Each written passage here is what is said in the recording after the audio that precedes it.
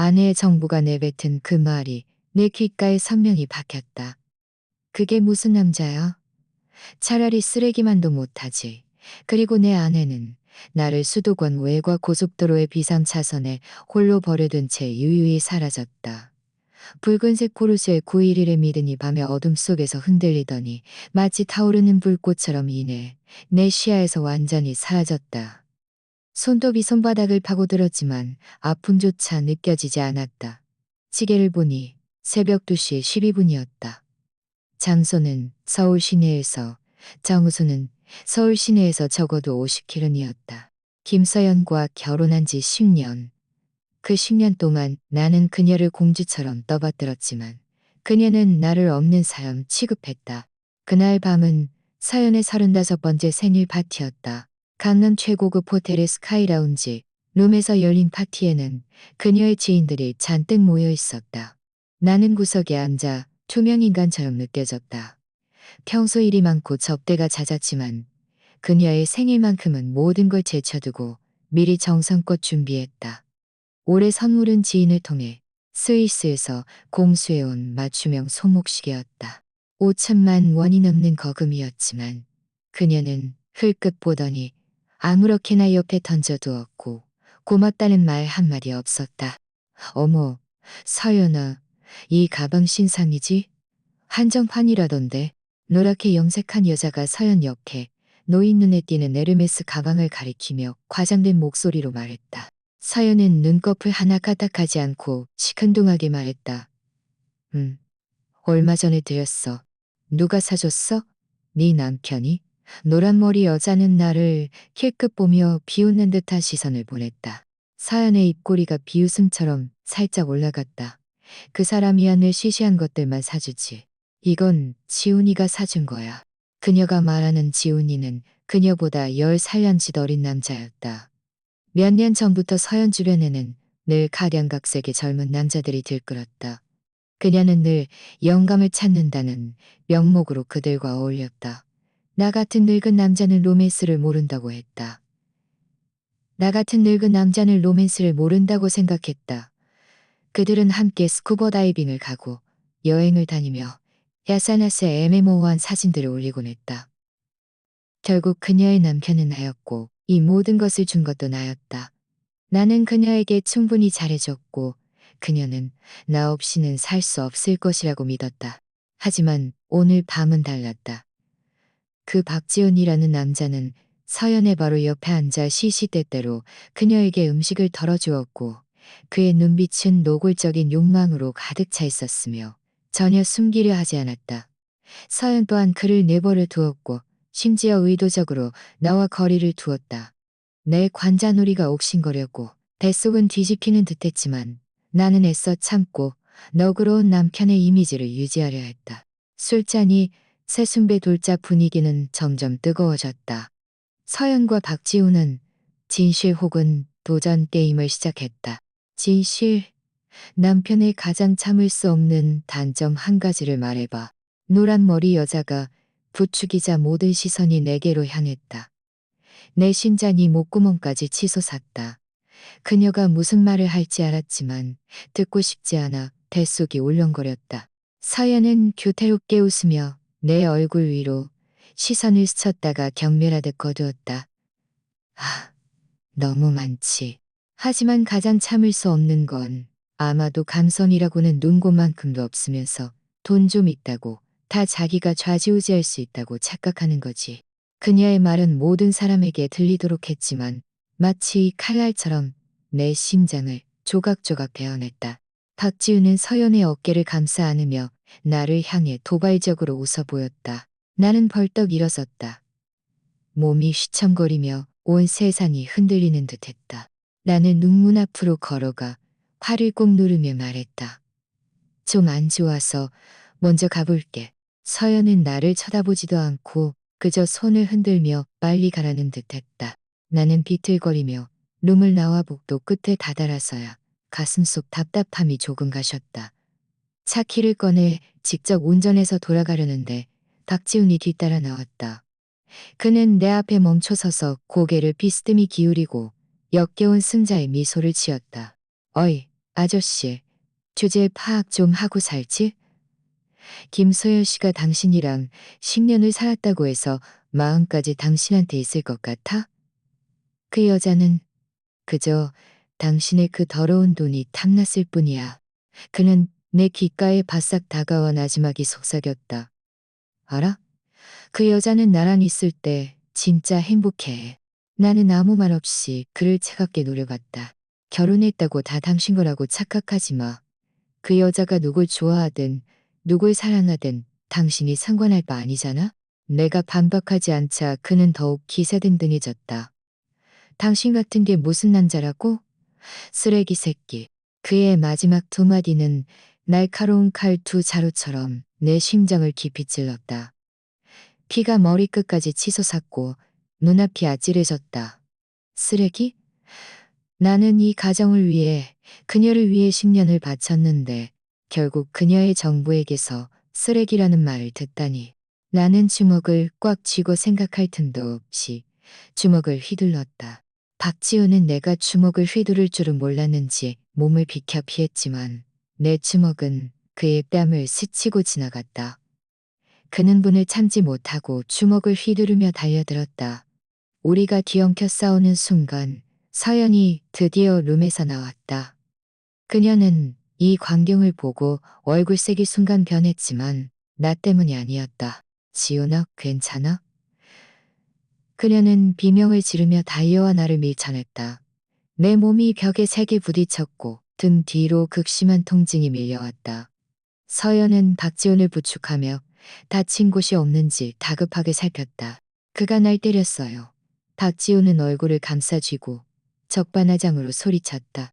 서연은 고개를 들어 얼음장같이 차가운 눈빛으로 나를 노려봤다.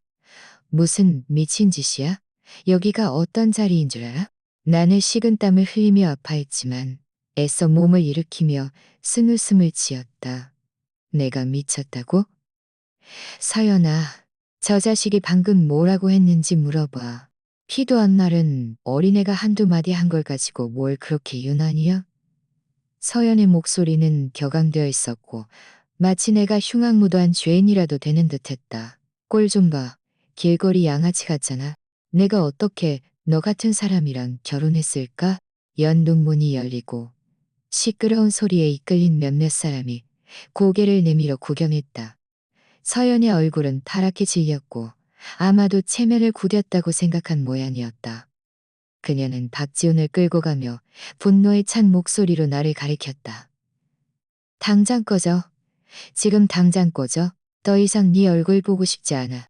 내 심장이 이 순간 완전히 부서졌다. 나는 몸을 돌려 한 걸음 엘리베이터로 걸어갔다. 온전하지 않았다. 정말 너무 화가 나서 좀 진정하고 싶었다.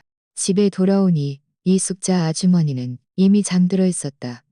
나는 텅 빈 침실로 홀로 걸어 올라가 침대에 쓰러져 천장을 멍하니 바라봤다. 새벽 1시가 넘어서 서연이 돌아왔다. 그녀는 조용히 침실로 들어왔고 불은 켜지 않았다. 불은 켜지 않았다. 나는 그렇게 어둠 속에 누워 그녀가 익숙하게 옷을 갈아입고 침대 반대편에 눕는 소리를 들었다. 그녀는 몸을 뒤척이며 나에게 등을 돌린 채 아무 말도 하지 않았다. 다음 날 아침 일찍 나는 씻고 집을 나섰다. 그녀는 여전히 잠들어 있었다. 나는 그녀를 깨우지 않았다. 저녁이 되어서야 그녀에게서 문자가 왔다. 내용은 간단했다. 고속도로 가서 차 가져와. 나 오후에 볼 일이 있어서 먼저 갔어. 그녀가 문자를 보낼 시간은 오후 3시였지만 내가 문자를 확인한 시간은 이미 저녁 7시였다. 그제야 내 차를 그녀가 가져갔다는 사실이 생각났다. 피곤한 몸으로 집에 돌아오니 차고는 텅 비어 있었다. 내 심장이 덜컥 내려앉았다. 그녀가 왜 내 차를 몰고 나갔지? 왜 나에게 고속도로로 가서 차를 가져오라고 하는 거지? 내 휴대폰에는 그 문자 외에 다른 메시지는 없었다. 그녀에게 전화해서 무슨 일이 있었는지 명확히 물어보고 싶었지만 다이얼 버튼 위에 손가락이 맴돌다가 결국 누르지 못했다. 지난 몇 년간 우리 사이의 대화는 이렇게 차가운 문자, 메시지뿐이었다. 운전기사는 해외 출장 중이었기에 나는 직접 택시를 타고 수도권 외곽 고속도로로 향했다. 길을 가는 내내 피로와 울분이 뒤섞여 나는 무감각한 상태에 빠져들었다. 고속도로 입구에 도착해서야 내 차가 비상차선에 조용히 서 있는 것을 발견했다. 비상등은 깜빡거렸고 주위에는 아무도 없었다. 차 문을 열어보니 트렁크에 여행 가방 하나가 있었다. 서연의 것이었다. 불길한 예감이 스쳐 지나갔다. 나는 차를 돌려 서울로 돌아가려는데 그때 서연에게서 전화가 걸려왔다. 여보세요? 내 목소리는 아주 평온했다. 도착했어? 차 가져왔어? 그녀의 목소리에는 명백한 초조함이 묻어 있었다. 내 여행 가방은? 그녀가 물었다. 차 안에. 그럼 됐어. 그녀는 안도의 한숨을 내쉬었다. 나 지금 박지훈 씨랑 있어. 그 사람이 내 생일 선물로 오늘 쇼핑시켜줬는데 카드 긁는 소리에 내 심장이 다 아프더라. 정말 바보 같은 아이라니까. 그녀는 희죽거리며 말했고 내 감정은 전혀 신경 쓰지 않았다. 그 사람이 나한테 서프라이즈 파티를 해준대. 오늘 밤 놀러 갈 거니까 나 좀 데려다줘. 그녀의 경쾌한 목소리를 들으며 그녀가 내 정부를 칭찬하고 내 감정은 아랑곳하지 않는 것을 들으며 내 가슴은 보이지 않는 거대한 산에 짓눌린 듯했다. 당신 생일 파티를 위해 내가 얼마나 오래 준비했는지 알아. 나는 목소리를 평온하게 유지하려 했었지만 목구멍이 메어왔다. 당신이 준비한 시시한 것들? 다 당신 비서가 대신 사온 거 아니야? 지훈 씨의 정성만도 못해. 그녀는 비웃음을 흘렸다. 잔말 말고 빨리 나 좀 데려다줘. 박지훈 씨가 해운대 오션뷰 스위트 3동 1701호에서 기다리고 있어. 나는 급브레이크를 밟았다. 텅 빈 고속도로에 기청을 찌는 마찰음이 울려 퍼졌다. 뭐라고? 내가 되물었다. 해운대 오션뷰 스위트 3동 1701호로 가라고. 귀 먹었어? 서연이 짜증 섞인 목소리로 소리쳤다. 내 머릿속이 윙하는 소리와 함께 수많은 벌들이 맴도는 듯했다. 1701호. 그곳은 우리가 결혼하기 전 그녀의 환심을 사기 위해 내가 특별히 사준 곳이었다. 그녀의 개인적인 공간이라며 친구들과 모임할 때 편하게 쓰라고 했다. 나는 심지어 집값 전부를 지불했고 부동산 등기에는 그녀의 이름이 올라 있었다. 그런데 지금 그녀는 나에게 그녀와 정부의 사랑의 보금자리로 데려다 달라고 하는 것이었다. 내 혈압이 순간 치솟았고 눈앞이 아찔해졌다. 이건 모욕이었다. 노골적인 모욕. 나는 백미러로 일그러진 내 얼굴을 봤다. 10년. 나는 10년을 바쳤는데 그녀는 나를 그저 도구로, 운전기사로, 그리고 자신을 조롱하고 즐겁게 해주는 장난감으로 취급했다. 나는 감정을 주체할 수 없어 급히 차를 돌렸다. 차가 괴놈을 내며 되돌아갔다. 어디 가는 거야? 길 잘못 들었잖아. 전화 저편에서 서연이 비명을 질렀다. 또 무슨 미친 짓이야? 김서연 마지막 기회를 줄게. 나는 앞만 노려보며 한 글자 한 글자 극도로 억눌린 분노를 담아 말했다. 어디 있는지 말해. 내가 집으로 데리러 갈게. 박지훈 씨는 다시 만나지 마. 전화 저편에서 서연은 몇 초간 침묵하더니 날카로운 웃음을 터뜨렸다. 집? 무슨 집? 오늘 이 서프라이즈를 위해 지훈 씨가 얼마나 오래 준비했는지 알아? 다들 당신처럼 재미없게 일만 하고 돈만 버는 줄 알아? 그녀의 목소리는 조롱으로 가득했다. 내가 말하는데 나 오늘 박지훈 씨랑 있을 거야. 당신이 뭔데? 날 간섭하려고 해? 그게 무슨 남자야? 차라리 쓰레기만도 못하지. 전화에서 갑자기 박지훈의 목소리가 들려왔다. 오만하고 또렷했다. 곧이어 서연의 목소리가 들렸다. 됐어, 됐어. 이런 인간이랑 말 섞을 필요 없어. 그리고 전화는 끊겼다. 나는 휴대폰을 조수석에 3개 던졌다. 액정이 순간 산산조각 났다. 내 눈앞이 흐릿했다. 눈물인지 핏줄기인지 모를 것이 시야를 가렸다. 나는 더 이상 참을 수 없었다. 내 인내심은 이미 바닥에 짓밟혔다. 나는 급브레이크를 밟았고 차는 비상차선에 다시 멈춰섰다. 차 문을 열고 그 여행 가방을 들어 차 밖으로 세게 던졌다. 여행 가방은 땅바닥에 몇 번 튕기더니 옆풀 숲으로 굴러 떨어졌다. 나는 뒤돌아보지 않고 곧장 차를 출발시켰다. 내가 그 구역을 막 벗어날 때 100m에 익숙한 붉은색 포르쉐 911이 엄청난 속도로 달려오는 것이 보였다. 그리고 급정거하며 내가 여행 가방을 던진 곳에 멈춰섰다. 나는 그 차를 알아봤다. 박지훈의 차였다. 백미러를 통해 보니 서연이 차에서 내렸다. 밤중에 봐도 너무나 선명한 붉은색 드레스가 바람에 휘날렸다. 그녀는 내가 사라진 방향을 향해 목이 터져라 소리치고 있었지만 나는 더 이상 들을 수 없었다. 귓가에는 오직 내 심장 소리와 엔진의 괜음만이 울렸다. 내 머릿속에는 한 가지 생각뿐이었다. 그녀가 나를 고속도로에 버렸으니, 이제 나도 그녀가 나를 고속도로에 버렸으니, 집에 돌아오니 이미 새벽 4시였다. 먼지와 분노가 모든 양복을 벗고 서재로 들어갔다. 오랫동안 사용하지 않던 암호화된 채팅 프로그램을 열었다. 화면에 읽지 않은 메시지 하나가 떴다. 그림자라는 코드네임의 연락처에서 온 메시지였다. 모든 준비가 완료되었습니다. 나는 차갑고도 섬뜩하게 웃었다. 이숙자 아주머니에게 전화를 걸었다. 아주머니는 집안의 어른으로 어릴 때부터 나를 지켜봐 주신 분이기에 나는 그녀만을 믿었다. 아주머니, 지금 당장 부산으로 가주세요. 주소는 문자로 보내드릴게요.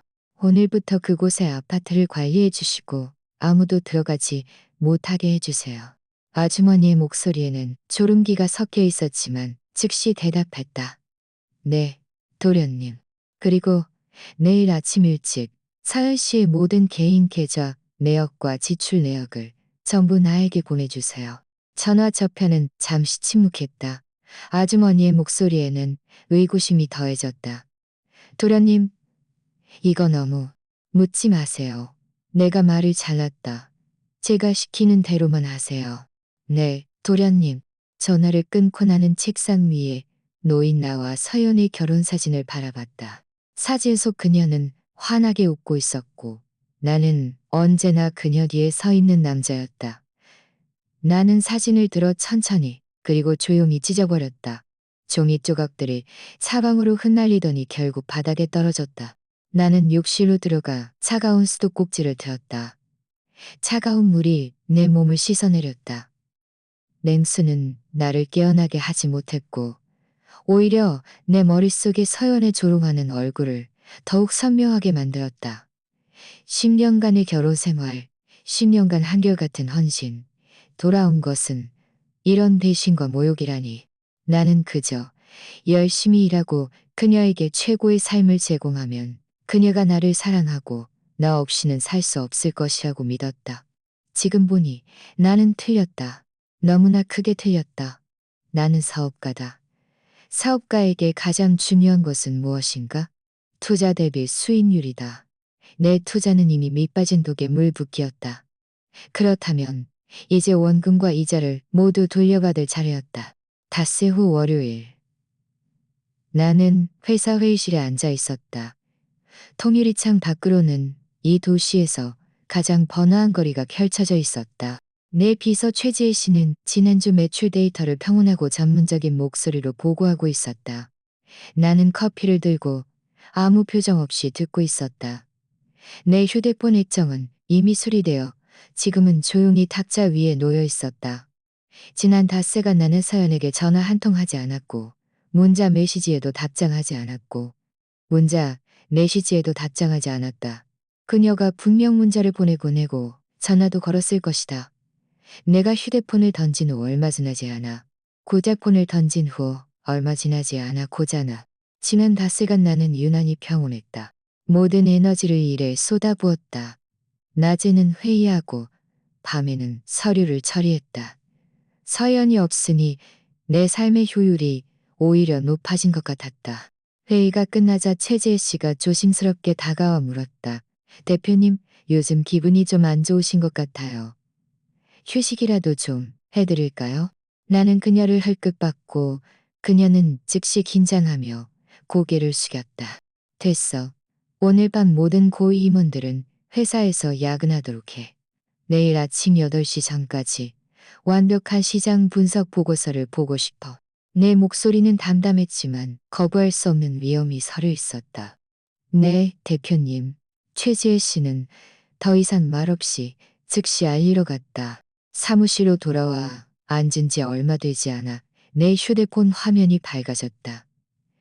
화면에는 서연이라는 이름이 떠 있었다. 나는 받지 않고 벨소리가 한동안 울리다 자동으로 끊기게 놔두었다. 이어서 다시 전화가 울렸다. 나는 여전히 받지 않았다. 그녀는 대략 5번 전화한 후에야 포기했다. 내 입꼬리가 차가운 비웃음을 그렸다. 겨우 닷새 만에 참지 못하고 연락하다니. 나는 컴퓨터를 열었다. 바탕화면에 암호화된 파일이 있었고 그 안에는 이숙자 아주머니가 지난 며칠간 보내온 자료들이 들어있었다. 서연의 은행 거래 내역, 신용카드 명세서, 그리고 사설 탐정이 찍은 사진들이 모두 선명하고 명확하게 정리되어 있었다. 나는 밤새도록 그 데이터들을 훑어봤다. 서연의 소비는 지난 영었다. 대출 금액은 이 돈은 연간 기하급수적으로 증가했다. 가방 하나에 수천만 원, 옷 한 벌에 수백만 원, 나는 한 가지 세부 사안에 주목했다.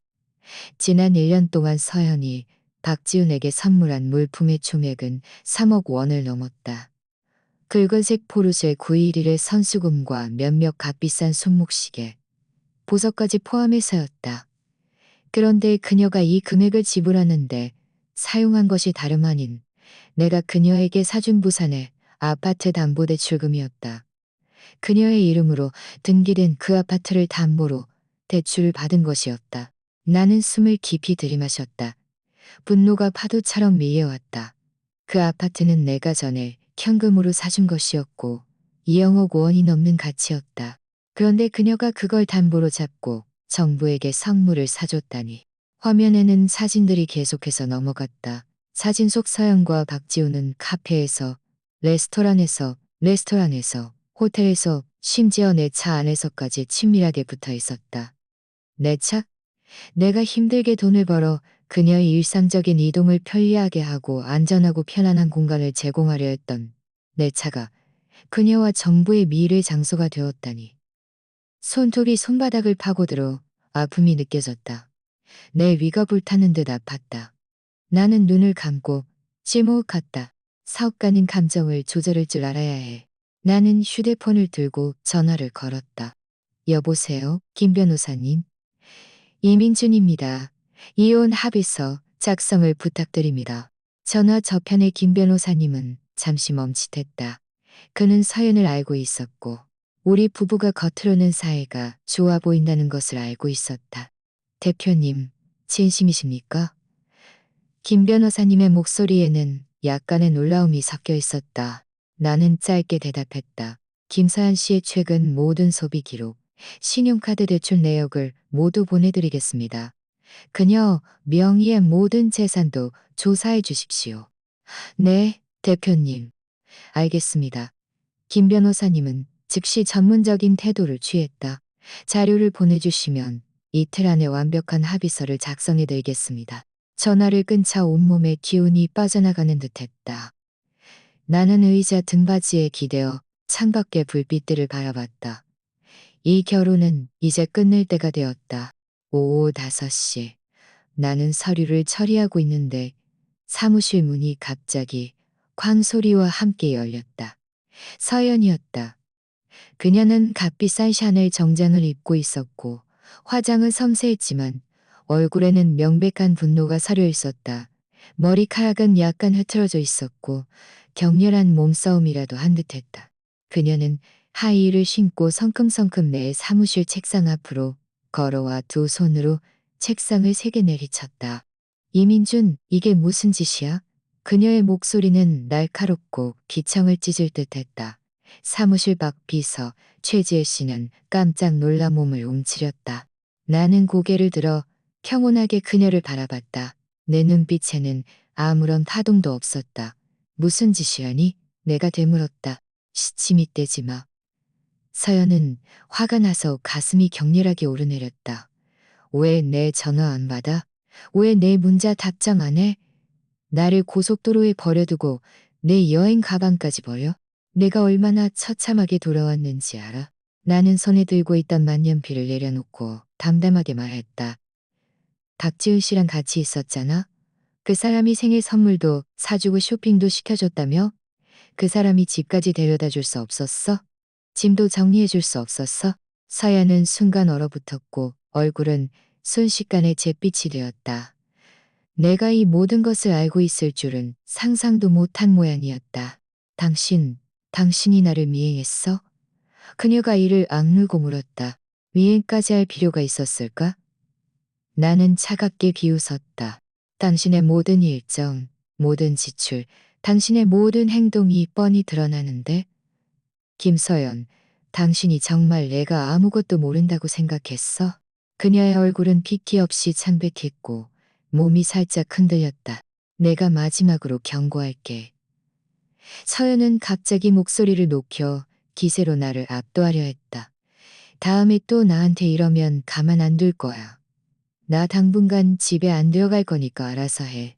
그녀는 말을 마치고 돌아서려 했지만 나는 그녀를 그냥 보내지 않았다. 잠깐. 내가 나지막이 입을 열자 서연은 멈칫하며 발걸음을 멈췄다. 그녀는 뒤돌아 날카로운 눈빛으로 나를 노려봤다. 서연아, 우리 이혼하자.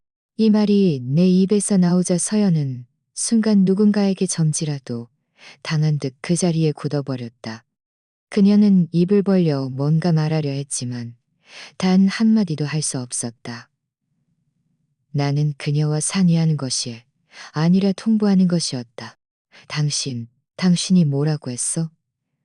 그녀는 한참 만에야 제정신을 차렸고 목소리에는 떨림과 함께 믿을 수 없다는 기색이 역력했다. 우리 이혼하자고. 나는 다시 한번 반복했다. 한 글자 한 글자 또렷하고 단호했다. 서연의 눈가는 순간 붉어졌지만 서러움 때문이 아니라 분노와 당황 때문이었다. 이민준, 당신 미쳤어? 내가 당신 없으면 못 살 것 같아. 당신이. 그녀의 말이 채 끝나기도 전에 내 휴대폰이 울렸다. 이숙자 아주머니에게서 온 전화였다. 전화를 받자 아주머니의 목소리는 약간 다급했다. 도련님, 서연 아가씨가 집에 왔어요. 도련님을 찾아 헤매고 다니시더니 요즘 어디 계셨냐고 묻더라고요. 제가 부산으로 출장 가셨다고 하니 안 믿고 기어코집 열쇠를 내놓으라고 하네요. 나는 눈앞의 서연을 바라봤다. 그녀의 눈빛은 흔들렸고 분명히 찔리는 구석이 있었다. 그녀는 자신이 연기를 아주 잘한다고 내가 아무것도 모른다고 생각했던 모양이었다. 나는 전화 저편으로 알겠습니다. 아주머니, 휴대폰을 거실에 놓아두세요. 라고 말한 뒤 전화를 끊고 평온하게 서연을 바라봤다. 당분간 집에 안 들어간다고 하지 않았어? 그런데 왜 갑자기 집을 찾지? 내 미소는 차가웠다. 아니면 박지훈 씨랑 드디어 깨진 거야? 이제 갈 곳이 없어진 거고? 서연의 얼굴은 완전히 창백해졌다. 그녀는 입을 벌렸지만 단 한마디도 할 수 없었다. 나는 자리에서 일어나 그녀에게 다가가 위에서 아래로 내려다봤다. 김서연, 내가 10년 동안 당신을 공주처럼 떠받들었어. 당신이 누가 당신의 진정한 보금자리인지 알 거라고 생각했지. 내 목소리는 낮았고 약간의 피로감이 섞여 있었다. 하지만 지금 보니 당신은 눈도 멀고 마음도 멀었어. 그녀의 눈에서 갑자기 눈물이 쏟아져 나왔지만 나는 꼼짝도 하지 않았다. 이것은 후회의 눈물이 아니라 들통난 후의 무력감과 공포 때문이라는 것을 알고 있었다. 이민준, 당신 너무한 거 아니야. 그녀가 히스테리컬하게 소리쳤다. 내가 말하는데 당신이 나랑 이혼하면 내가 당신을 망신시켜버릴 거야. 당신 회사, 당신 돈, 내가 다 절반씩 나눠 가질 거라고. 나는 차갑게 비웃었다. 망신? 당신이 지금 잘났다고 생각하나? 김서연? 당신이 박지지훈 씨와 불륜을 저지른 사실을 우리 둘만 알고 있을 거라고 생각했어? 그녀의 몸이 흠칫 떨렸다. 당신이 부산의 아파트를 담보로 잡고 정부에게 포르쉐를 사준 사실을 아무도 모를 거라고 생각했어? 내가 계속해서 말하자 그녀의 얼굴은 한마디 한마디마다 더욱 창백해졌다. 부산의 아파트라는 말을 듣자 서연의 눈이 커졌다. 동공이 흔들렸다. 그 일은 자신이 아무도 모르게 처리했다고 생각했는데 내가 어떻게 알고 있는 거지? 그녀는 완전히 얼어붙어 입술을 떨며 한참을 말없이 서 있었다. 그녀의 모습은 마치 극도로 무서운 것을 본 듯했다. 나는 그녀의 충격에는 아랑곳하지 않고 곧장 사무실을 나섰다. 밖으로 나오자 최지혜 씨가 긴장하며 다가왔다. 대표님, 괜찮으세요? 괜찮아. 나는 고개를 저었다. 행정부에 알려서 김서연 씨 명의의 모든 회사 해당의 차량, 운전기사, 비서를 전부 중단시키도록 해. 오늘부터 그녀는 더 이상 회사 임원의 가족이 아니니 모든 비용은 자비로 처리하게 해. 최지혜 씨는 눈을 크게 떴다. 그녀는 나를 오랫동안 보좌했지만 내가 서연에게 이렇게 냉혹하게 대하는 것은 처음이었다. 하지만 사모님은 최지혜 씨가 망설였다. 실행해. 내 눈빛은 차가웠다. 네, 대표님. 최지혜 씨는 즉시 허리를 꼿꼿이 세웠다. 나는 회사 건물을 나와 내 개인 차량에 올랐다. 운전기사에게 곧장 집으로 가지 말고 먼저 은행으로 가자고 했다. 서연이 내 명의로 된 모든 공동계좌를 비우고 싶었다. 비록 그녀가 최근에는 8억 원이 넘게 대출받을 신용카드를 주로 사용했지만 만일을 대비해 철저하게 하고 싶었다. 은행 VIP룸에서 직원들은 나에게 공손하게 응대했다. 몇 분 후 모든 절차가 완료되었다. 은행을 나서자 내 휴대폰이 차 안에 있다는 사실이 생각났다. 운전기사에게 집 문 앞까지 차를 몰아달라고 했다. 예비 휴대폰을 가지러 집에 갈 참이었다. 차에서 내리자마자 이숙자 아주머니가 문 앞에 초조한 표정으로 서 있는 것이 보였다. 도련님, 이제 오셨네요. 아주머니는 나를 보자마자 울기 직전이었다. 서연 아가씨가, 그 아가씨가 미쳤어요. 나는 눈살을 찌푸렸다. 그녀는 거실에 있지 않아? 거실에 없어요. 아주머니는 눈물까지 글썽이며 다급하게 말했다. 거실에 있는 도련님 물건을 전부 때려 부수고 서재에 있는 도련님 상장과 사진도 다 찢어버렸어요. 나는 눈을 감고 심호흡했다. 10년. 결국 헛된 세월이었다. 그녀는 어디에 있어? 내가 물었다. 도련님 침실에 있어요. 아주머니는 2층을 가리켰다. 도련님 서재에 있는 금고도 부쉈어요. 순간 내 동공이 맹렬하게 수축했다. 금고 안에는 아주 중요한 것들이 들어있었다. 나는 분노할 틈도 없이 2층으로 달려 올라갔다. 침실 문은 활짝 열려 있었고 눈에 들어온 것은 난장판이었다. 침대 시트는 찢겨 있었고 베개는 해져 있었다. 옷장 안의 옷들은 여기저기 던져져 바닥에 흩어져 있었다. 화장대 위에 화장품 병들은 산산조각 나 있었다. 서연은 내 금고 앞에 웅크리고 앉아 손에 망치를 들고 금고문을 맹렬하게 내리치고 있었다. 그녀는 이미 금고를 부수고 그 안에서 물건들을 꺼내 마구 던지고 있었다. 내가 들어오자 그녀는 고개를 번쩍 들었다. 그녀의 눈빛은 사납고 일그러져 있었다. 잘 돌아왔어. 그녀의 목소리는 쉬어 있었고 거의 광기에 가까운 광기가 서려 있었다. 이민준, 당신이 돈을 숨겨놓으면 내가 못 찾을 줄 알았어? 나를 바보로 알아? 내가 말하는데 이 돈은 다 내 거야. 내 거라고. 그녀는 말하면서 금고 안에서 서류 뭉치를 움켜쥐고 바닥에 3개 던졌다. 나는 다가가서 그 서류들을 봤다. 몇몇 중요한 투자 계약서와 회사 주식 증명서들이었다. 나는 그녀의 광기에는 아랑곳하지 않고 그저 허리를 굽혀 바닥에서 이미 누렇게 파랜 사진 한 장을 주었다. 그것은 할머니의 사진이었다. 사진 속 할머니는 어린 나를 안고 환하게 웃고 있었다. 그것은 할머니가 살아생전 남긴 유일한 온전한 사진이었다. 나는 늘 금고 안에 소중히 보관해왔다. 서연의 손에 들린 망치가 높이 치켜들렸다. 그리고 맹렬하게 나를 향해 내려쳐졌다. 나는 무의식적으로 한 걸음 뒤로 물러섰고 망치는 내 어깨를 스쳐 바닥에 부딪히며 괴놈을 냈다.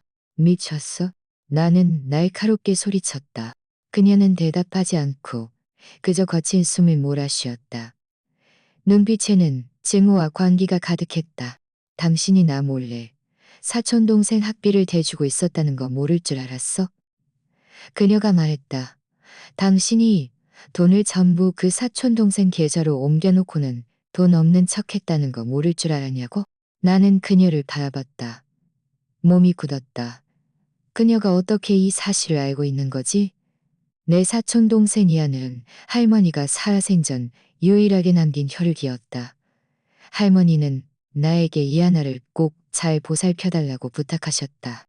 나는 서연이 늘 내 주변의 어떤 여성에게도 질투심을 느낀다는 것을 알고 있었기에 이하늘의 학비를 지원하는 것을 그녀에게 숨겨왔다. 김서연, 무슨 헛소리야? 나는 애써 냉정을 유지하려 했다. 헛소리? 헛소리? 하하하. 서연은 무슨 엄청난 농담이라도 들은 듯 소름 끼치는 웃음을 터뜨렸다. 내가 모를 줄 알았어? 그 사촌 동생 작년에 미국 유학 갔잖아. 모든 비용을 당신이 댔고 매년 8천만 원의 학비와 생활비까지. 그런데 당신은 회사 자금 사정이 어렵다고 거짓말까지 했어. 이민준, 당신이 나 몰래 돈을 다 그 여자한테 줬어. 당신, 나를 버릴 생각이었던 거지? 나는 극심한 질투와 분노로 일그러진 그녀의 얼굴을 바라보며 마음이 차갑게 식었다. 결국 그녀는 나를 계속해서 조사하고 있었던 것이었다. 그녀는 다시 금고 안에서 서류 하나를 움켜쥐었다. 이게 뭐야? 그녀는 그 서류를 들고 광적으로 나를 추궁했다. 그 사촌 동생이 심지어 재산 상속 합의서 같은 걸 작성했어? 당신이 나 몰래 회사 주식 10%를 그 여자한테 넘겼다고? 나는 맹렬히 달려가 그녀의 손에서 서류를 빼앗았다. 그것은 나와 이하늘이 체결한 회사 주식 대리 관리합의서였다. 만약 내게 무슨 일이 생기면 내 유산이 서연의 손에 넘어가는 것을 막기 위해 이렇게 한 것이었다. 이하늘은 내가 가장 신뢰하는 사람이었다. 나는 그녀가 나를 대신해 보관해 주기를 바랐다. 김서연, 당신은 아무것도 몰라. 내 목소리는 분노로 쉬어 있었다. 내가 몰라? 내가 어떻게 몰라? 그녀가 히스테리컬하게 소리쳤다. 당신이 나를 뭘로 봤어? 당신의 모든 돈, 모든 감정을 그 빌어먹을 여자한테 다 줬잖아. 내가 말하는데 당신 절대 가만 안 둘 거야. 나 이혼 안 해. 죽어도 당신이 그 빌어먹을 여자랑 같이 있는 꼴 못 봐. 나는 그녀를 바라보며 갑자기 너무나 가련하게 느껴졌다. 그녀는 이미 뒤틀린 질투와 탐욕에 완전히 사로잡혀 있었다. 나는 당신에게 한 푼도 주지 않을 거야. 나는 그녀의 눈을 보며 한 글자 한 글자 내 결정을 말했다. 당신을 빈손으로 내쫓을 거야.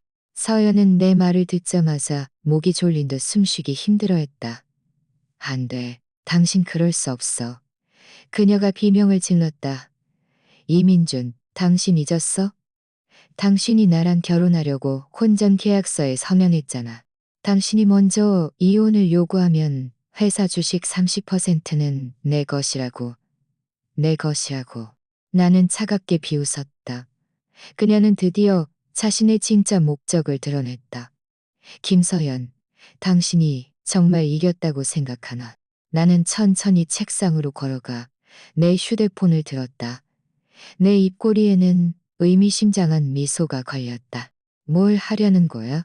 서연의 몸이 공포에 미세하게 떨리기 시작했다. 나는 대답하지 않고 그녀 앞에서 전화를 걸었다. 전화는 곧 연결되었고 공손한 목소리가 들려왔다. 대표님, 말씀하십시오. 재무부에 알려서 지금부터 김서연 씨 명의로 회사에서 지출되는 모든 소비 한도를 동결시키도록 해. 그녀의 신용카드까지 포함해서. 내 목소리는 차갑고 평온했다. 네, 대표님? 서연의 얼굴은 순식간에 삐끼 없이 창백해졌다. 당신 그럴 수 없어. 그녀의 몸은 흔들렸고 거의 서 있을 수 없었다. 이민준, 당신 미쳤어. 내가 당신 회사를 망하게 할 거야. 당신을 빈털터리로 만들어버릴 거라고. 나는 그녀의 협박에는 아랑곳하지 않고 전화를 끊었다. 그리고 내 휴대폰 갤러리를 열었다. 사진 몇 장을 찾아 그녀에게 화면을 돌렸다. 사진 속 박지우는 서연을 안고 있었고 두 사람은 친밀하게 붙어 있었다. 배경은 그 붉은색 포르쉐 911이었다. 또 다른 사진은 두 사람이 해운대 오션뷰 스위트 3동 1701호 문 앞에서 서로를 껴안고 키스하는 모습이었다. 날짜는 선명하게 우리 결혼 10주년 기념일 오후 3시 15분으로 적혀 있었다. 나는 똑똑히 기억했다. 새벽에 그녀에게 전화해서 기념일을 축하했지만 그녀는 피곤하다며 일찍 쉬고 싶다고 했다. 결국 그녀가 말한 피곤함은 다른 남자의 품에 안겨 있는 것이었던가. 서연의 얼굴에서 피기가 순식간에 가셨다. 그녀의 동공은 맹렬하게 수축했고 입술은 떨렸다. 마치 가장 끔찍한 것을 본 듯했다. 아니, 이건 사실이 아니야. 그녀의 목소리는 쉬어 있었고 절망적인 발버둥이 섞여 있었다. 이건 조작된 거야. 당신이 사람을 시켜 나를 함정에 빠뜨리려 한 거야. 이민준, 당신이 나랑 이혼하려고 이런 비열한 수단을 쓰다니. 그녀는 일어서려 했지만 다리가 풀려 비틀거리며 다시 주저앉았다. 나는 차갑게 웃었다. 비열하다? 나는 그 세 글자를 반복하며 엄청난 농담을 듣는 듯했다. 나는 아무 말 없이 손가락으로 화면을 가볍게 쓸어 넘겼다. 다음 사진은 그녀와 박지훈이 한 보석 매장에 있는 모습이었다. 박지훈이 직접 그녀에게 값비싼 목걸이를 걸어주고 있었다. 그 다음 사진은 두 사람이 고급 레스토랑에서 저녁 식사를 하는 모습이었다. 서연은 꽃처럼 환하게 웃고 있었다. 사진들이 한 장 한 장 넘어갈 때마다 마치 날카로운 칼날처럼 그녀의 위선적인 가면을 찢어버리고 그 밑에 추악한 진실을 드러냈다. 그만, 더 이상 보여주지 마. 그녀는 결국 무너져 내렸다. 귀를 틀어막고 히스테리컬하게 비명을 질렀다. 부족해. 내 목소리는 평온했지만 거부할 수 없는 투명함이 서려 있었다. 이건 그저 에피타이저일 뿐이야. 나는 동영상을 하나 재생했다. 화면에는 녹화된 영상이 재생되기 시작했다. 촬영 각도는 교묘했고 마치 맞은편 건물의 창문에서 찍은 듯 했지만 화면은 충분히 선명했다. 화면 속 그녀와 박지우는 손을 잡고 해운대 오션뷰 스위트 건물로 들어섰다.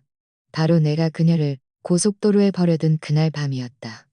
몇 분 후 17층 1701호에 불이 켜졌다. 영상에는 그들의 희미한 대화 소리가 들렸다. 자기야, 역시 당신이 최고야. 그 늙은이는 돈 버는 건 말고 뭘 할 줄 알아? 재미없어 죽겠어. 벌써 질렸다고. 그것은 서연의 느끼한 목소리였다. 걱정 마.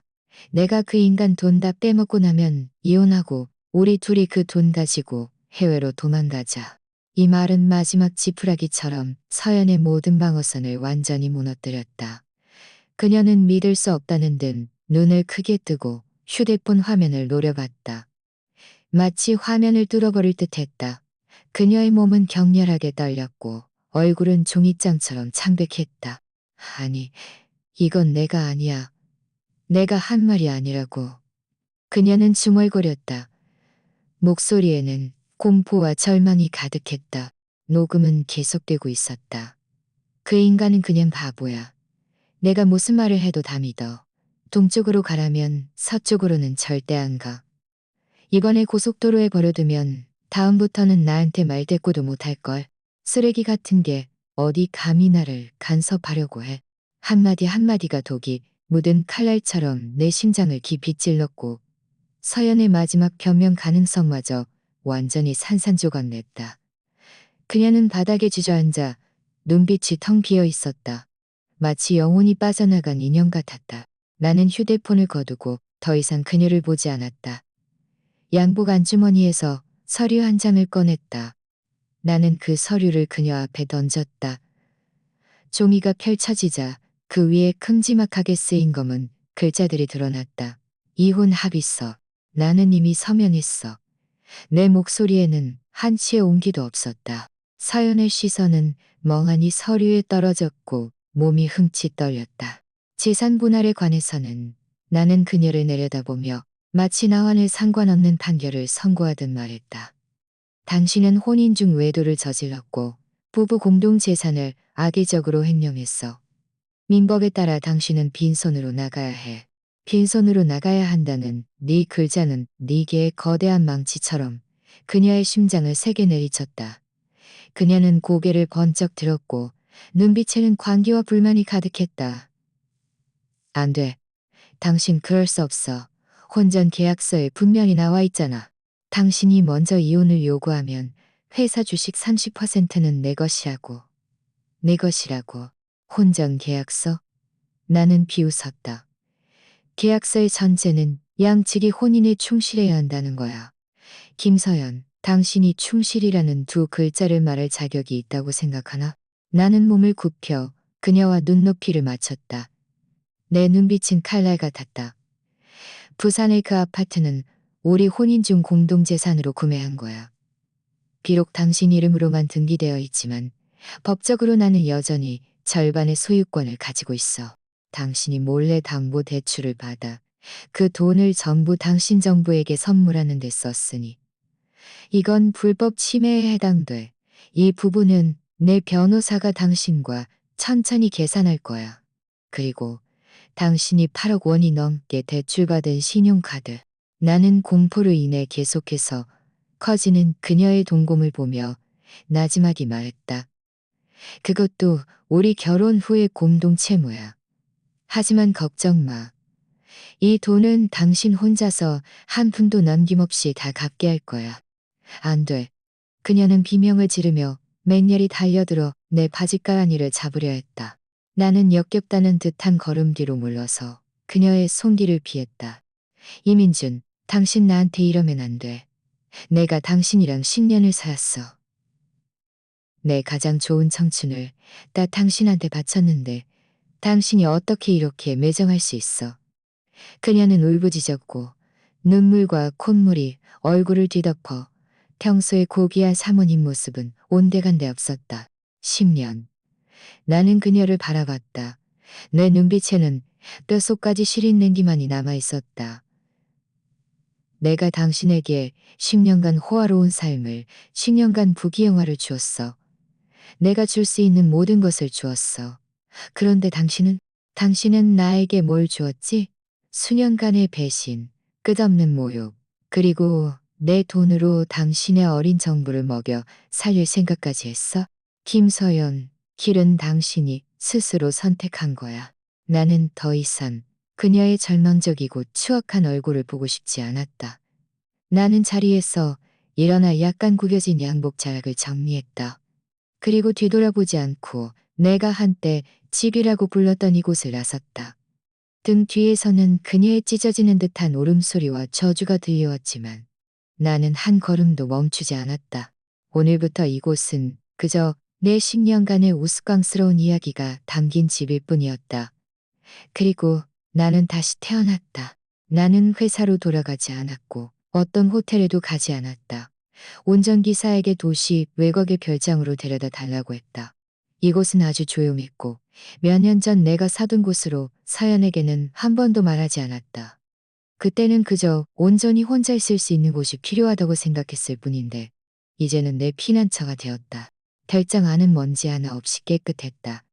가사도우미가 주기적으로 청소해주는 모양이었다.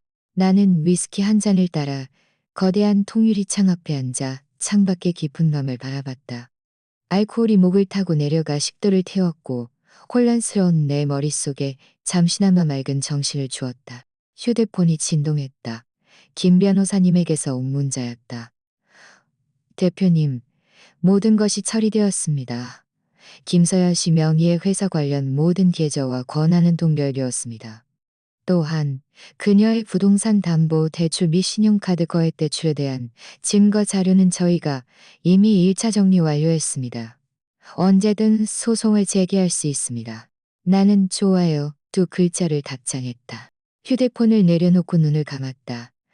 나는 내가 아주 아프고 슬플 것이라고 생각했지만 이상하게도 내 마음은 유난히 평온했다. 마치 몸에 붙어있던 독성 종양 같았다. 제거 과정은 피투성이었지만 제거하고 나니 전례 없는 가벼움이 남았다. 지난 10년간의 결혼 생활은 나에게 독성 종양과 다름없었다. 다음 날 나는 자연스럽게 잠에서 깼다. 햇살이 커튼 틈새로 비집고 들어와 바닥에 얼룩덜룩한 빛을 드리웠다. 나는 편안한 옷으로 갈아입고 주방에서 간단히 아침 식사를 준비했다. 수년 동안 이렇게 여유롭게 나만의 아침 식사를 즐긴 적이 없었다. 과거에는 내 시간이 일과 서연으로 가득 차 있었고 아침 식사는 늘 차 안에서 급하게 해결하거나 아예 거르기 일쑤였다. 이제야 깨달았다. 삶이 이렇게 단순하고 여유로울 수 있다는 것을. 오전 10시 회사 인사부장에게서 전화가 걸려왔다. 대표님, 한 가지 보고드릴 일이 있는데 말씀드려야 할지 모르겠습니다. 부장의 목소리에는 약간의 망설임이 있었다. 오늘 아침 일찍 김서연 사모님이 회사에 오셨습니다. 대표님을 찾으시겠다며 저희가 막아도 막지 못하고 곧장 대표님 사무실로 돌진하셨습니다. 나는 눈살을 찌푸렸다. 그래서 대표님 사무실에 부술 수 있는 모든 것을 다 부쉈습니다. 저희가 경찰에 신고했는데 경찰이 와도 계속 난동을 부리며 대표님이 자기를 불법 감금하고 결혼 재산을 횡령했다고 주장했습니다. 나는 차갑게 비웃었다. 궁지에 몰린 개가 담벼락을 뛰어넘는구나. 헛소리를 하기 시작했군. 알겠습니다. 나는 담담하게 말했다. 법무팀에 알려서 그녀가 부순 모든 물건의 목록을 작성하고 한 푼도 남김없이 배상하도록 하세요. 그녀가 말한 것들은 경찰이 공정하게 처리하도록 맡기세요. 네, 대표님. 전화를 끊자마자 김 변호사님에게서 다시 전화가 걸려왔다. 대표님, 상황이 좋지 않습니다. 김 변호사님의 목소리에는 약간의 무거움이 섞여 있었다. 김서열 씨가 변호사를 선임했는데 업계에서 아주 유명한 최 변호사입니다. 이 최 변호사는 이혼 소송에 가장 능하고 수단이 좀 부도덕합니다. 어? 나는 눈썹을 치켜떴다. 그는 어떻게 부도덕한가? 그는 법원에 소송을 제기하여 대표님 명의의 모든 개인 자산, 회사 주식까지 동결해달라고 요구했습니다. 이유는 대표님에게 악의적인 재산 횡령 혐의가 있다는 것입니다. 나는 잠시 침묵했다. 이 최 변호사, 과연 만만치 않은 상대였다. 처음부터 내 목줄을 잡으려 하는군. 내 회사는 중요한 인수합병을 진행 중이었다. 만약 이 시점에서 내 개인 자산과 주식이 동결된다면 회사에 치명적인 타격이 될 것이었다. 김서연, 그녀는 나와 동기어진하려는 것이었다. 대표님, 너무 걱정하지 마십시오. 김 변호사님은 내 침묵을 눈치챈 듯했다. 저는 이미 법원에 반소장을 제출했고 김서연 씨의 혼인 중 외도 및 불법 재산 횡령에 대한 예비 증거를 제출했습니다. 절차상 법원은 대표님의 자산을 쉽게 동결하지 않을 것입니다. 하지만 상대방은 분명 여론을 이용하여 대표님과 회사에 압력을 가할 것입니다. 여론? 네.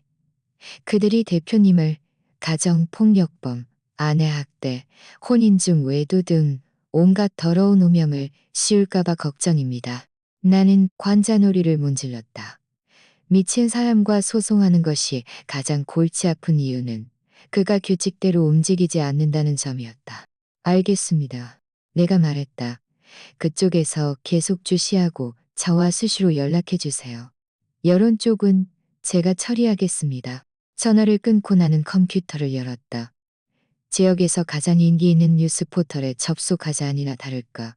선동적인 제목의 기사가 헤드라인에 떠 있었다.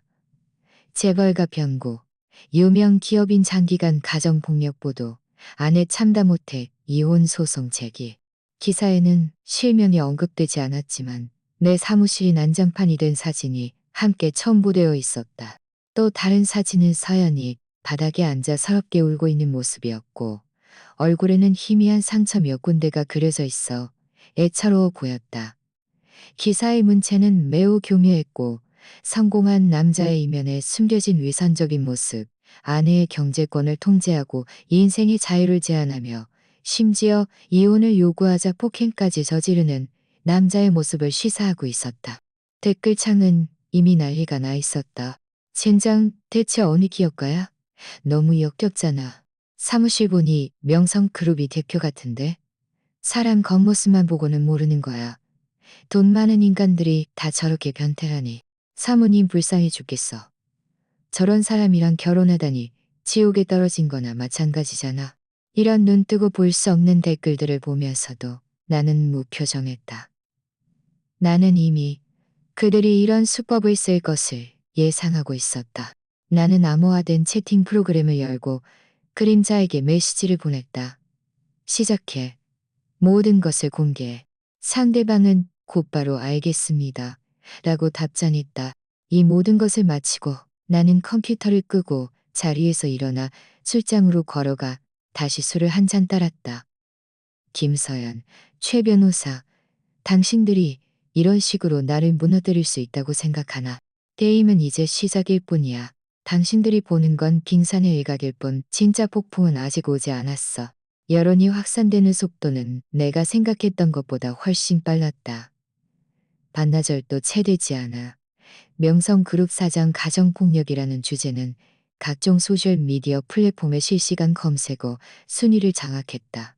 회사 주가는 급락했고 협상 중이던 몇몇 파트너사들은 전화해서 조심스럽게 상황을 떠봤다.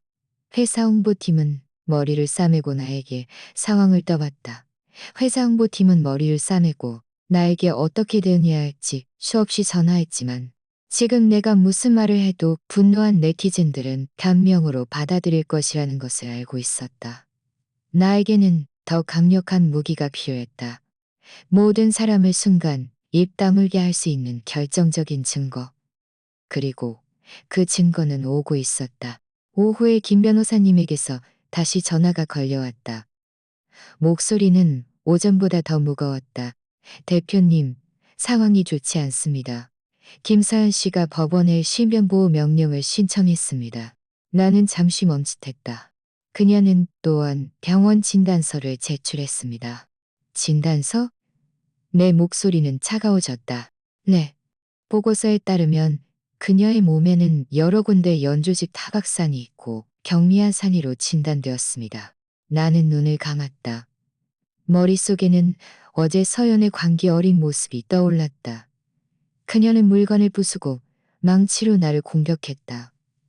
나는 자신을 보호하기 위해 그녀를 밀쳤고 그녀는 바닥에 넘어졌다. 아마 그때 다쳤을 것이다.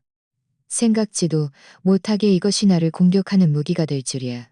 이 여자는 돈을 위해서라면 수단과 방법을 가리지 않고 사람을 경악하게 할 지경이었다. 법원에서는 뭐라고 합니까? 내가 물었다. 보호 명령이 내려졌습니다. 지금부터 대표님은 어떤 방식으로도 김서열 씨에게 접근하거나 연락해서는 안 됩니다. 그렇지 않으면 불법입니다. 나는 차갑게 비웃었다. 이것은 내 뜻과 같았다. 나는 그녀에게서 멀어질수록 좋았다.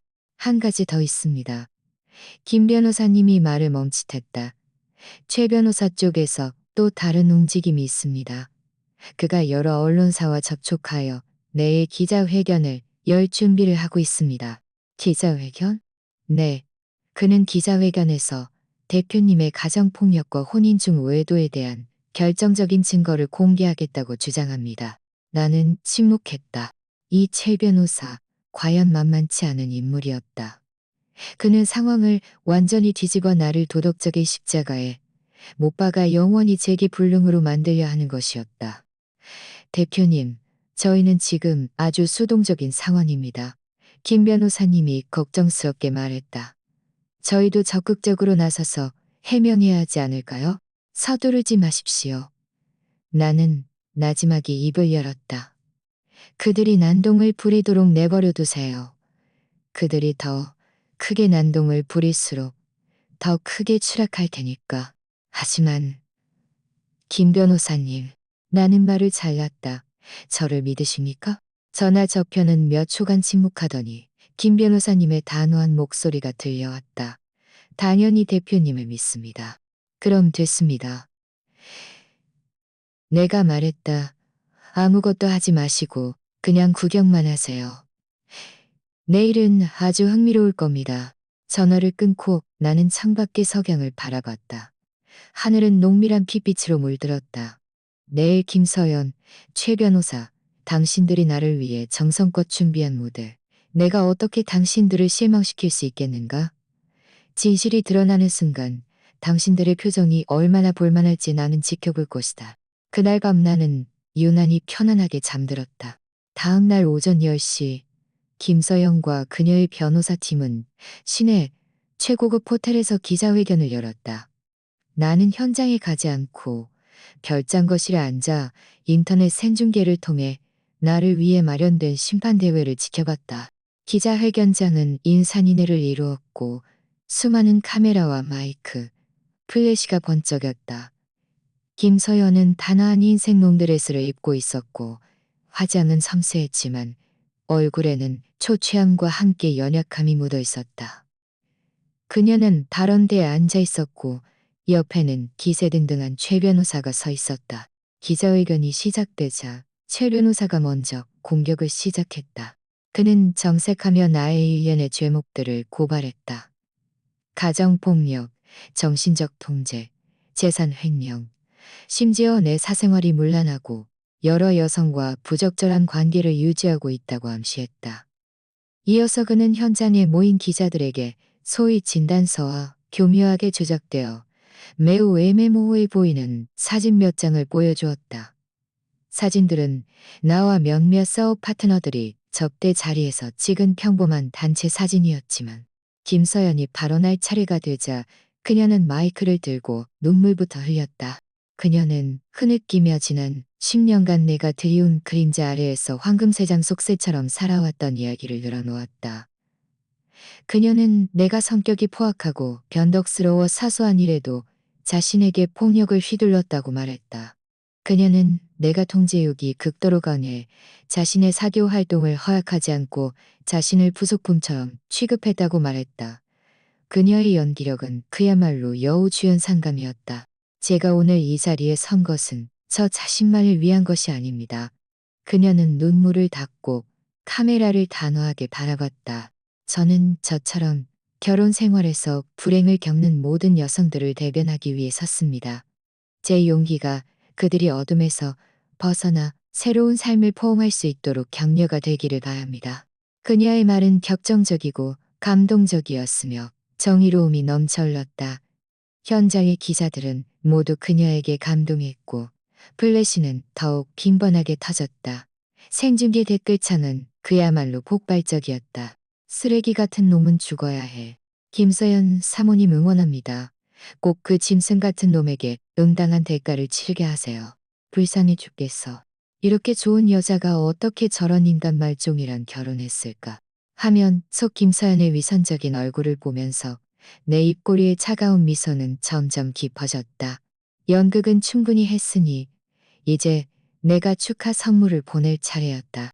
나는 휴대폰을 들고 그림자에게 메시지를 보냈다. 시작해도 돼. 거의 메시지를 보낸 동시에 기자회견장 중앙의 거대한 LED 스크린이 갑자기 번쩍이더니 원래 김서연의 애처로운 클로즈업을 보여주던 화면이 순간 검게 변했다. 현장은 술렁거렸다. 최 변호사는 눈살을 찌푸리며 직원들에게 소리쳤다. 무슨 일이야? 기술팀은? 빨리 뭐가 문제인지 확인해. 바로 그때 검게 변했던 화면이 다시 밝아졌다. 그 위에 나타난 것은 김서연의 얼굴이 아니라 모든 사람이 예상치 못했던 사진이었다. 사진 속 김서연과 젊고 잘생긴 남자가 한 호텔 문 앞에서 주위 시선 아랑곳하지 않고 키스하고 있었다. 그 남자는 바로 박지훈이었다. 그리고 사진 오른쪽 하단에는 선명한 워터마크가 박혀 있었다. 촬영 일자, 우리 결혼 10주년 기념일, 오후 3시 15분. 현장은 순간 정적에 휩싸였다. 정적은 2초도 채 지속되지 않았고 곧이어 기자회견장은 마치 폭탄이라도 터진 듯 순식간에 난장판이 되었다. 기자들은 핀 냄새를 맡은 상어처럼 미친 듯이 앞으로 달려들었고 수많은 카메라와 마이크가 단상 위 순식간에 잿빛으로 변한 얼굴을 향했다. 김서연 씨, 사진 속 남자는 누구입니까? 이 사진은 사실입니까? 결혼기념일 당일에 다른 남자와 키스하다니. 이것이 당신이 말하는 결혼에 대한 충실함입니까? 날카로운 질문들이 빗발치듯 쏟아졌고 마치 날카로운 칼날처럼 김서연을 찔러댔다. 그녀의 얼굴은 몇 초 만에 창백함에서 잿빛으로 변했다. 그녀는 눈을 크게 뜨고 대형 스크린을 노려봤고 입술은 떨렸지만 단 한마디도 할 수 없었다. 그녀 옆에 최 변호사는 즉시 자리에서 일어나 김서연을 가로막고 마이크에 대고 큰 소리로 외쳤다. 진정하십시오. 이것은 명백한 중상모략입니다. 누군가 악의적으로 시선을 돌리려 하는 것입니다. 그의 목소리는 격앙되어 약간 변성되었지만 이미 아무도 그의 말을 듣지 않았다. 대형 스크린의 화면이 또 바뀌었기 때문이었다. 한 장 한 장 김서연과 박지훈이 각종 장소에서 친밀하게 찍은 사진들이 슬라이드처럼 계속해서 재생되었다. 몰디브 해변에서 김서연은 비키니 차림으로 박지훈의 품에 다정하게 기대어 있었다. 그때 그녀는 나에게 부산에 있는 아픈 어머니를 간병하고 있다고 했었다. 파리의 명품 매장에서 박지훈은 직접 그녀에게 3천만 원짜리 버킨백을 사주었고 그 카드는 내가 준 보조 카드였다. 사진 한 장 한 장이 마치 강력한 따귀처럼 김서연과 최 변호사의 얼굴을 세게 때렸다. 현장의 기자들은 이미 완전히 미쳐버렸고 플래시는 눈을 뜰 수 없을 정도로 번쩍였다. 최 변호사의 얼굴은 김서연보다 더 끔찍하게 변해 있었다. 그는 알았다. 이 정교하게 기획된 피해자 연극은 이 증거들 앞에서 철저한 코미디가 되어버렸다. 빨리 꺼버려. 그는 무대 뒤 직원들에게 히스테리컬하게 소리쳤다. 하지만 화면은 꺼지지 않고 오히려 동영상 하나가 재생되기 시작했다. 동영상의 시작은 수도권 외곽 고속도로의 비상차선이었다. 밤은 깊었고 붉은색 포르쉐 911이 질주해왔다. 급정거하며 차가 멈췄고 차문이 열리자 붉은색 드레스를 입은 김서연이 분노에 차서 차에서 내렸다. 그녀는 아무도 없는 앞을 향해 목이 터져라 소리쳤다. 이민준, 이 쓰레기 같은 놈. 감히 나를 여기에 버려두다니. 두고 봐. 널 가만두지 않을 거야. 곧이어 박지훈이 운전석에서 내렸다. 뒤에서 그녀를 안으며 말했다. 자기야, 화내지 마. 그런 찌질이한테 뭘 화를 내. 그 인간이 당신을 버렸으니 오히려 잘 된 거 아니야? 오늘 밤 당신은 나만의 것이라고. 서연은 몸을 돌려 박지훈의 품에 안겼고 얼굴에는 순간 교태로운 미소가 떠올랐다. 역시 당신이 최고야. 그녀는 달꿈치를 들고 박지훈의 입술에 진한 키스를 남겼다. 동영상은 여기까지였다. 전체 회상은 쥐 죽은 듯 조용했다. 모든 사람이 이 놀라운 반전에 충격을 받아 말을 잇지 못했다. 바로 직전까지 자신이 피해자라고 울부짖던 여자가 다음 순간 혼인 중 외도에 심지어 정보와 함께 남편을 모욕하는 모습이 폭로되다니. 그 어떤 드라마보다도 극적이고 풍자적이었다. 김서연은 의자에 주저앉아 눈빛이 텅 비어 있었다. 마치 모든 기운이 빠져나간 듯했다. 그녀는 알았다. 모든 것이 끝났다는 것을. 그녀의 명성, 그녀의 앞날, 내가 그녀에게서 뜯어내려 했던 모든 것이 이 순간 물거품이 되었다. 최 변호사는 옆에 서서 잿빛 얼굴에 이마에는 식은땀이 가득했다. 그는 뭔가 말하려 했지만 이 증거들 앞에서 어떤 말도 그렇게 창백하고 무력하게 느껴졌다. 갑자기 김서연은 미친 듯이 의자에서 벌떡 일어났다. 그녀는 대형 스크린을 가리키며 비명을 질렀다. 가짜야. 다 가짜라고. 이민준. 그가 사람을 시켜 조작한 거야. 그는 나를 망가뜨리려고 해. 나를 망가뜨리려고 한다고. 그녀의 목소리는 처절하고 일그러져 있었고 방금 전의 애처로움은 온데간데 없었다. 하지만 이미 아무도 그녀를 믿지 않았다. 기자들의 카메라는 심판의 눈처럼 차갑게 그녀를 주시했다. 바로 그때 대형 스크린의 화면이 또 전환되었다. 이번에는 화면에 한 사람이 나타났다. 모든 사람이 예상치 못했던 사람. 박지훈이었다. 그는 취조실처럼 보이는 방에 앉아 있었고 표정은 초췌했으며 눈빛은 불안정했다. 화면에는 한 줄의 글자가 떴다. 피의자 박지훈은 사기 및 공갈 협박 혐의로 어제 경찰에 의해 형사구속되었습니다. 이어서 동영상이 재생되기 시작했다. 경찰의 취조 영상이었다. 영상 속 박지훈은 카메라를 향해 김서연을 통해 어떻게 나의 돈을 사취했는지, 어떻게 공갈 협박을 했는지 상세하게 자백했다. 김서연이 먼저 저한테 연락했어요. 영상 속 박지훈의 목소리에는 약간의 떨림이 섞여 있었다. 자신의 남편이 돈은 많지만 바보라서 속이기 쉽다고 했어요. 저한테 자신과 함께 연극을 해달라고 했어요. 자기가 저를 기쁘게 해주면 돈을 주고 차와 집도 사줄 거라고 했어요. 남편 돈을 다 빼먹고 나면 이혼하고 우리 둘이 그 돈 가지고 해외로 가서 살자고 했어요. 또 자기는 남편을 한 번도 사랑한 적이 없고 그저 돈 때문에 결혼한 거라고 했어요. 남편은 그냥 자기의 뒤암기계라고 했어요. 한마디가 비수처럼 박혔다. 영상이 끝나자 전체 회장은 경악으로 가득했다.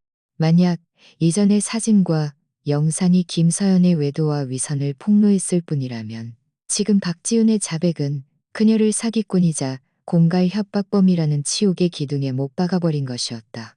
그녀는 그저 결혼을 배신한 것이 아니라 처음부터 정교한 사기극을 계획했던 것이었다. 김서연은 완전히 무너져 내렸다. 그녀는 사람 같지 않은 비명을 지르며 대형 스크린으로 돌진했다. 마치 자신의 몸으로 그 추악한 화면을 가리려는 듯했다. 하지만 두 명의 건장한 경호원이 재빨리 달려와 그녀를 양쪽에서 단단히 붙잡았다.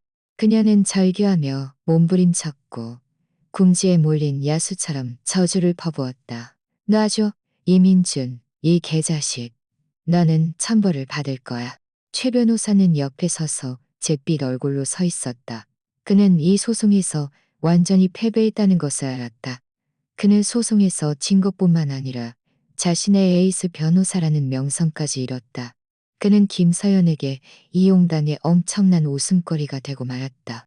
나는 별장 소파에 앉아 생중계 속의 광기 어린 추악한 얼굴을 보며 평온하게 잔 속의 마지막 술을 마셨다.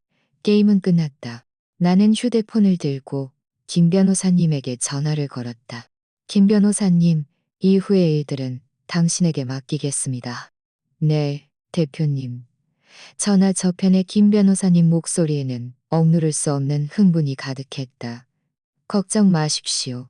제가 반드시 그녀가 저지른 모든 행동에 대해 가장 혹독한 대가를 치르게 할 것입니다. 나는 전화를 끊었다. 또한 회사 명의로 오늘 이 소동에 참여한 모든 언론사의 변호사 서한을 보내세요. 저는 더 이상 어떤 공개적인 장소에서도 저와 관련된 사실이 아닌 정보를 보고 싶지 않습니다. 알겠습니다. 이 모든 것을 마치고 나는 자리에서 일어나 창가로 걸어갔다. 창밖은 햇살이 밝았고 하늘은 맑고 푸르렀다. 10년간 지속된 악몽이 드디어 깨어났다. 나는 더없이 가벼웠고 전례 없는 자유를 느꼈다. 이제 내 새로운 삶을 시작할 때였다. 기자회견은 세기의 대반전 코미디가 되어 인터넷에 엄청난 파장을 일으켰다. 불과 1시간 만에 여론은 완전히 뒤바뀌었다. 이전까지 나를 쓰레기 같은 놈이라고 욕하던 댓글들은 순식간에 사라졌고 그 대신 김서연과 박지훈에 대한 비난이 쏟아졌다. 올해 최고의 반전 드라마네. 이 여자 너무 악독하다. 맙소사. 10년간 위장 결혼에 정부랑 짜고 남편, 재산 다 빼돌리려 하다니.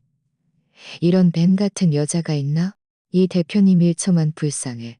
10년 청춘이 헛수고였잖아. 사기죄로 엄벌해야 해. 저런 인간은 감옥에서 썩어야 마땅해.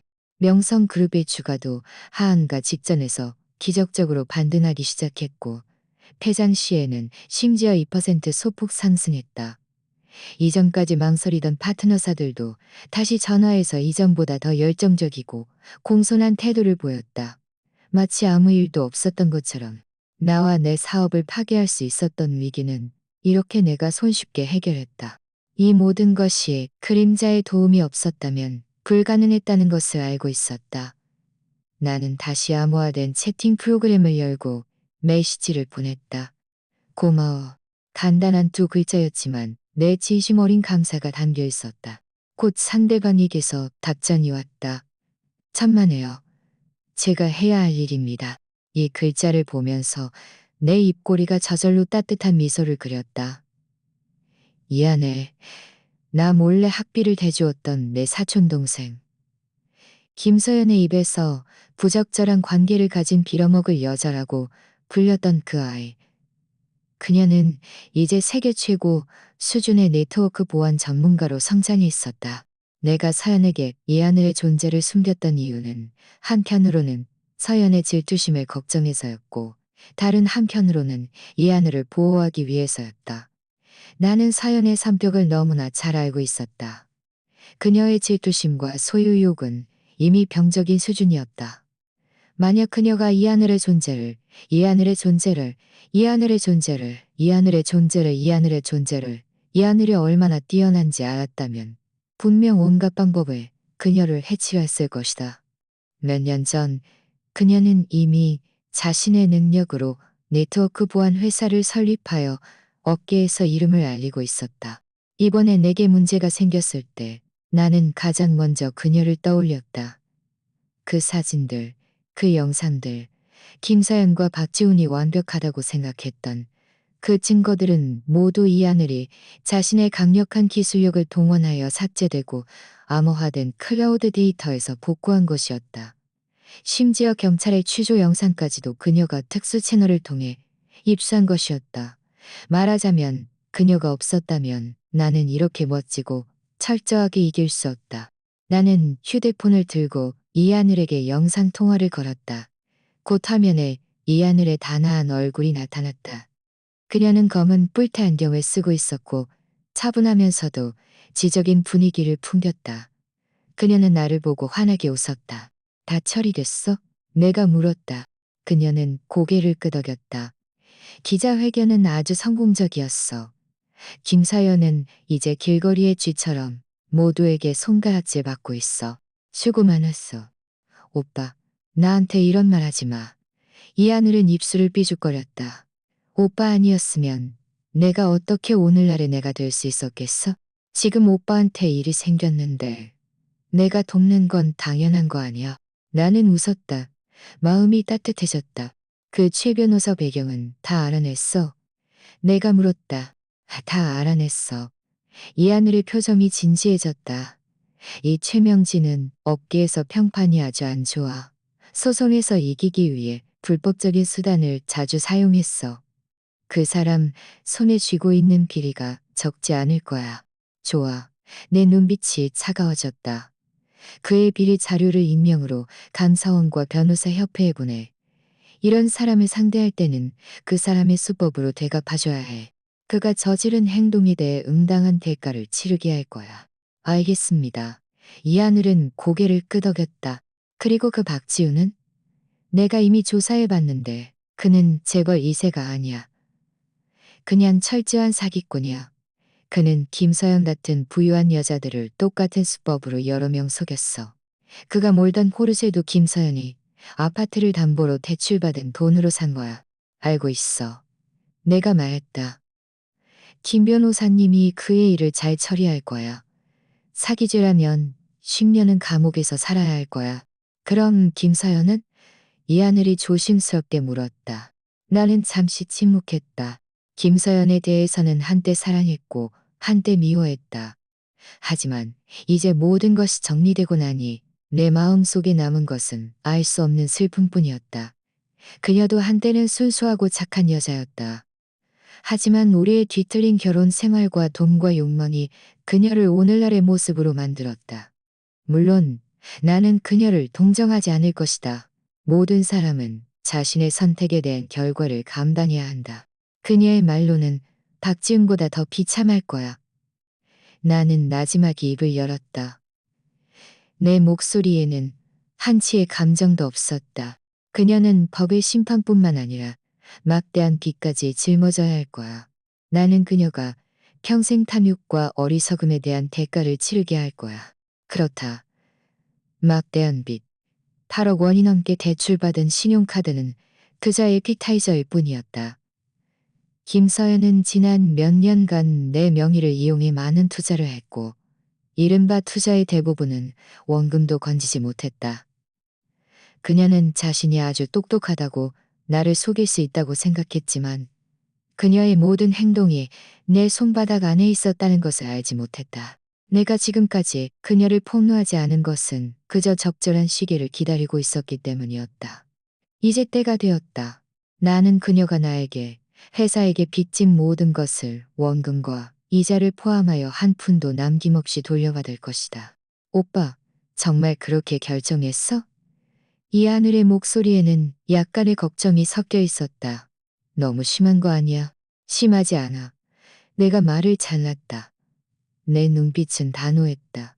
적에게 자비는 자신에게 잔인함이야. 이 원리는 네가 나에게 가르쳐 준 거야. 이 하늘은 잠시 멈칫하더니 웃었다. 좋아. 그럼 오빠를 응원할게. 며칠 안에 이곳 일이 정리되면 돌아와. 내가 말했다. 회사가 너를 필요로 해. 내 회사 명성 그룹은 겉으로는 전통적인 제조업 회사였지만 사실 나는 이미 첨단 기술 산업에 투자하기 시작했다. 네트워크 보안은 그중 가장 중요한 부분이었다. 나는 늘 이 하늘이 이 부문을 이끌어주기를 바랐다. 이제 때가 되었다. 정말이야? 이 하늘의 눈이 빛났다. 놀라움으로 가득했다. 물론이지. 나는 웃으며 말했다. 돌아와. 오빠가 너를 필요로 해. 그녀는 고개를 세게 끄덕였다. 눈가가 약간 붉어졌다. 전화를 끊자 온몸에 힘이 솟는 듯했다. 과거에는 내가 분투하는 목표가 김서연이었고 그 허무맹랑한 가정이었다. 하지만 이제 나는 새로운 목표가 생겼다. 나 자신, 내 사업, 그리고 내가 진정으로 지켜야 할 사람들. 창밖에 햇살이 좋았다. 이후 며칠 동안 모든 것은 내가 예상했던 궤적대로 순조롭게 진행되었다. 김서연은 박지훈과 공모하여 상업 사기를 저지른 혐의로 경찰의 정식 수사를 받게 되었다. 비록 그녀가 선임한 최 변호사가 그녀를 변호하려 했었지만 산더미 같은 증거 앞에서 어떤 변호도 창백하고 무력하게 느껴졌다. 게다가 최 변호사 자신도 이제는 스스로를 구하기 힘든 처지였다. 뇌물수수, 위증, 협박 등 일련의 비리들이 익명으로 변호사협회와 사법기관에 고발되었다. 그는 곧 변호사 자격을 박탈당했고 감옥에 갈 위기에 처했다. 의지할 곳 없는 나약한 양처럼 최 변호사라는 에이스 카드를 잃은 김서연은 완전히 고립되었다. 그녀 명의의 모든 자산, 심지어 그녀가 담보대출받았던 부산의 아파트까지 모두 법원에 압류되어 막대한 채무를 상환하는 데 사용되었다. 그녀는 한순간에 호화로운 삶을 살던 재벌 사모님에서 막대한 빚을 짊어진 빈털터리가 되었다. 나는 다시는 그녀를 만나지 않았다. 가끔 김 변호사님을 통해 그녀에 대한 소식을 들을 뿐이었다. 그녀는 구치소에 수감되어 정신 상태가 매우 나쁘고 거의 미쳐가는 지경이라고 했다. 그녀는 끊임없이 내 이름을 부르며 나를 만나고 싶다고, 자신이 잘못했다고 용서해달라고 애원한다고 했다. 하지만 나는 그녀가 진정으로 후회하는 것이 아니라는 것이었다. 그녀는 그저 두려워하는 것이었다. 그녀는 그저 두려워하는 것이었다. 오늘날의 결과는 그녀 스스로 선택한 것이니 그 쓰디 쓴 열매도 그녀 스스로 맛봐야 할 뿐이었다. 내 삶은 완전히 제자리를 찾았다. 나는 모든 에너지를 회사 업무에 쏟아부었다. 그 중요한 인수합병은 내 주도하에 순조롭게 완료되었고 회사의 사업 영역은 2배로 확장되었다. 스마트 도시 프로젝트는 성공적으로 추진되어 업계의 표준이 되었다. 회사 주가도 고공행진을 거듭하며 시가총액은 몇 배로 불어났다. 나는 이 도시에서 가장 젊고 가장 성공한 기업가가 되었다. 수많은 꽃과 박수, 영광이 나에게 쏟아져 들어왔지만 나는 이 모든 것이 내가 진정으로 원하는 것이 아니라는 것을 알고 있었다. 이렇게 많은 일을 겪고 나서 나는 그 어느 때보다도 내 마음속의 추구를 분명히 알게 되었다. 나는 돈도 지위도 아닌 진정으로 따뜻한 가정을 원했다. 1년 후 햇살 좋은 오후 나는 이 하늘에게 청혼했다. 회사 꼭대기 층에 우리가 함께 가꾼 공중정원에서였다. 우리는 성대한 의식도 어떤 하객도 초대하지 않았다. 오직 우리 둘뿐이었다. 나는 한쪽 무릎을 꿇고 오랫동안 준비했던 다이아몬드 반지를 내밀었다. 우리는 혈연 관계가 없어. 법적으로도 우리는 남매가 아니야. 지난 30년 동안 나는 오빠로서 너를 지키고 보살펴왔어. 앞으로의 날들에는 남편으로서 계속 너를 사랑하고 보호하고 싶어. 나랑 결혼해 줄래? 이 하늘의 눈에는 순간 눈물이 가득 찼다. 그녀는 입을 가리고 크느끼며 말을 잇지 못했지만 힘껏 고개를 끄덕였다. 나는 웃으며 반지를 그녀의 약지에 끼워주었다. 우리는 서로를 껴안았고 햇살이 우리에게 쏟아져 따뜻하고 아름다웠다. 우리의 결혼식은 아주 조용하게 진행되었다. 가장 가까운 친구 몇 명만 초대했을 뿐 언론도 플래시도 없었다. 오직 진심 어린 축복만 있었다. 결혼 후 나는 회사의 일상적인 경영을 모두 이 하늘에게 맡겼다. 그녀는 나보다 복잡한 사업 문제들을 처리하는데 더 능숙했고 더 좋아했다. 나는 반은퇴 생활을 택했다. 나는 더 많은 시간을 가족과 함께하고 삶을 즐기는 데 사용했다. 우리는 함께 세계 각지를 여행하며 산과 강, 호수를 보았다. 우리는 함께 집에서 영화를 보고 요리하고 시시한 집안일에 대해 이야기했다. 우리는 가장 평범한 부부처럼 다투고 화해하며 그리고 서로를 더욱 사랑했다. 2년 후 이 하늘은 나에게 사랑스러운 아들을 낳아주었다. 작은 녀석은 나를 많이 닮았지만 성격은 엄마처럼 영리하고 장난기가 많았다. 그의 등장은 우리 삶의 끝없는 기쁨을 더해주었다. 나는 완전한 육아 대디가 되었다. 기저귀 갈기, 젖병 물리기, 재우기 등 모든 것에 능숙해졌고 그 모든 것을 즐겼다. 아내의 아름다운 잠든 얼굴과 아들의 귀여운 웃는 얼굴을 보면서 나는 얼굴을 보면서 가끔 나는 과거의 사람들을 떠올리곤 했다. 김서연은 감옥에서 정신이 완전히 이상해져 매일 자신의 망상 속에서 살고 있다고 했다. 그녀는 한때 모든 것을 가졌지만 자신의 탐욕과 어리석음 때문에 스스로 모든 것을 파멸시켰다. 내 아버지와 형은 아프리카의 그 농장에서 잘 지내지 못했다고 한다. 그들은 안락한 생활에 익숙해져 그곳의 척박한 환경에 전혀 적응하지 못했고 매일 싸우고 서로를 원망하며 고통받고 있다고 했다. 어쩌면 이것이 그들에게 가장 좋은 벌일지도 모른다. 그들에 대한 내 증오는 이미 사라졌고 남은 것은 그저 희미한 비애뿐이었다. 그들은 모두 욕망이 삼켜진 불쌍한 사람들이었다. 그리고 나는 내가 결국 그 욕망의 소용돌이에서 벗어나 나만의 진정한 행복을 찾았다는 것에 감사했다.